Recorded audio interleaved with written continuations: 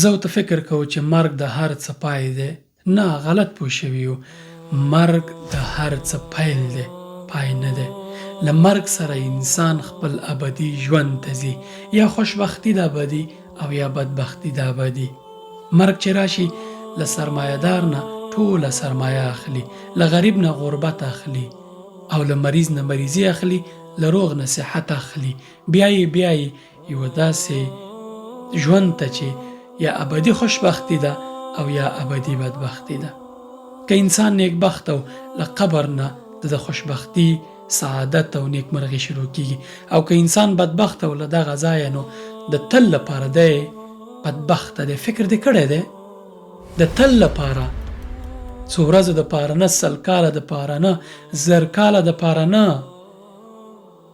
لا یتناهي ژوند دپاره، یا به دوزخ کې او یا به جنت کې. څومره ښه مثال رسول الله صلی الله علیه وسلم ویلی دی. وایي ګوته په بحر کې، سمندر کې دننه کا، راپورته کا، یا سیند کې یا سمندر کې څاڅکی وګوره چې یو څاڅکی ترې تویېږي، 2 څاڅکي ترې تویېږي. دغه څاڅکي مثال د دې دنیا دی، او د آخرت مثال بیا د دغه بحر یا سمندر یا د سیند دی. سبحان الله.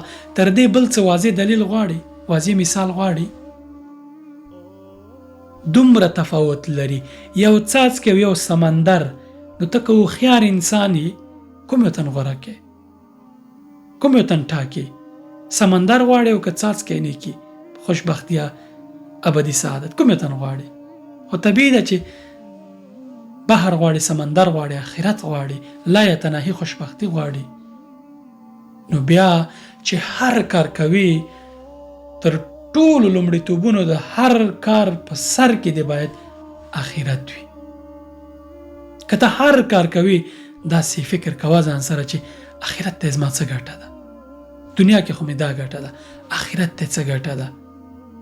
که آخرت ګټه دې پکې نه وه، تېر شه ته په داسې نیکیو، په داسې پروژو، په داسې کارونو سرمایه ګذاري کوه، پانګونه کوه چې آخرت ته درته ګټه کوي. هغه بحري ژوند ته چې لا یتناهي ژوند دی، مرګ پکې نشته. هلته چې د رسول الله صلی الله علیه وسلم ګاونډیتوب دی په جنت کې، هلته چې تر ټولو لوی نعمت د الله پاک دیدار دی. ته به څومره خړې سترګې ولاړې په قیامت کې چې کله ټول انسانان، مسلمانان، نیکان جنت ته ځي او ته روان یې دوزخ ته. دغه شیبه زغملی شي چې د میلیاردونه انسانانو، د ټریلیونونه انسان چې څومره تیر شوي په دې دنیا کې، دا د مخلوقات د دغې په مخ کې ته ولاړې خجالته، یو برخه ځي جنت ته او ته د هغه ډله کې یې چې دوزخ ته روان یې. دا تحمل کولی شي؟ څومره خجالته به ولاړې د الله په مقابل کې. نو بیا ولې دا د فرصت چې الله پاک تا ته درکړی په دې دنیا کې، دغې نه استفاده نه کوې چې آخرت کې ځان کامیاب کړي؟ له ځان سره فکر وکړه چې ته یو هوښیار انسان یې که نه یې؟ که ستا د هر کار په سر کې آخرت راغی، آخرت پام دی و چې هر کار کوم ګټه آخرت ته څه د دنیا ته، ځینې کارونه یې آخرت ته تاوان نه لري، په دنیا کې ګټه شته، دا هم کوه. اما د انرژي، وخت، فرصت دی هغه څه کې استفاده کوه چې آخرت ته ګټه دی ډېرې.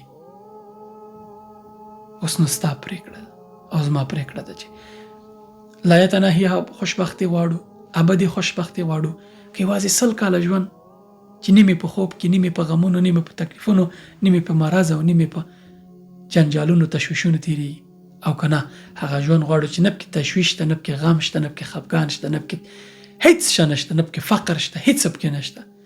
ابدي خوشبختي سعادت دی. نو د الله پاک دیدار به کوې، د پیغمبر صلی الله علیه وسلم ګاونډی به، پیغمبرانو سره به د جنت په باغچو کې.